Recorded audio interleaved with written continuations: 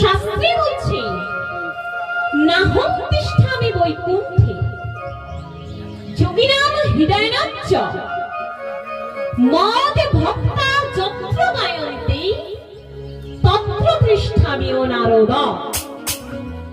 কি বললেন মা? নাহং তিষ্ঠামি বৈকুণ্ঠে যোগিনাম হৃদয়নাচ্চ মদ ভক্তা যত্র গায়ন্তে তত্র তিষ্ঠামিও নারদ। বললেন মা নাহং তিষ্ঠামি বৈকুণ্ঠে, অর্থাৎ নারদ আমি বৈকুণ্ঠে থাকি না। যোগিনাং হৃদয়নাচ্চ আমি যোগীদের হৃদয়েও থাকি না।